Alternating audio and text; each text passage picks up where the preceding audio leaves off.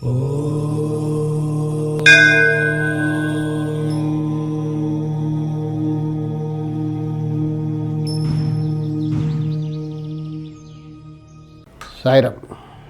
అక్కడక్కడ కొన్ని ఇళ్లలో మనకు కనబడుతుంది.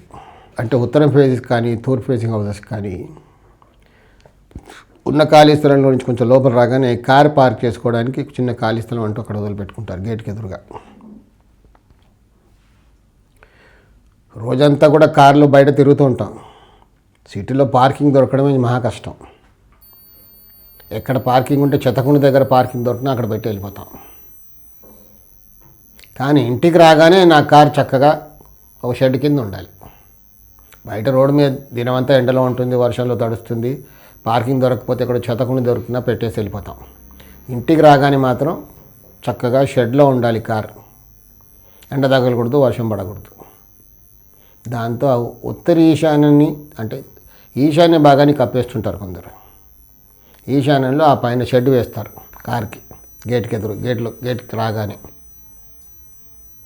దాంతో ఇంటి మొత్తానికి కూడా ఈశాన్యం కప్పేసిన దోషం ఏర్పడుతుంది. చిన్నగా అది దరిద్రానికి దారితీస్తుంది, అష్ట కష్టాలకు దారితీస్తుంది, ఎన్నో ఆరోగ్య సమస్యలకి దారితీస్తుంది. అంటే ఇదంతా ఎందుకు చెప్తున్నానంటే, మొన్న ఒక ఫ్లాట్కి వెళ్ళొచ్చాను. ఎవరో ఫ్లాట్ చూడడానికి తీసుకెళ్లారు. ఫ్లాట్ పైకి వెళ్తూ చూస్తే కింద అక్కడ ఉత్తర ఈశాన్యంలో ఈశాన్య భాగంలో ఒక కార్ పార్కింగ్ వచ్చింది. అక్కడ కారుకి ఎండ కొడుతుందనేసి అతను ఆ మాత్రం స్థలానికి మాత్రం కప్పేశాడు. అంటే ఈశాన్యాన్ని మొత్తాన్ని కప్పేశారు. ఆ ఇల్లు చూసేటప్పుడు వాళ్ళకి చెప్పాను, మా కింద ఈశాన్యం కప్పేశారు, దానివల్ల దోషం చాలా అనర్థాలకు దారి తీస్తుంది, చెప్పండి అంటే సరే గురుగారు చెప్తామన్నారు. మళ్ళీ ఒక వారం తర్వాత ఒక రిప్లై వచ్చింది వాళ్ళ దగ్గర నుంచి. ఏంటంటే అతను కూడా ఎవరినో కన్సల్ట్ చేసి సిద్ధాంతిని కన్సల్ట్ చేస్తే చెప్పారట అక్కడ కప్పే వేసుకోవచ్చు, ఏమవ్వదని.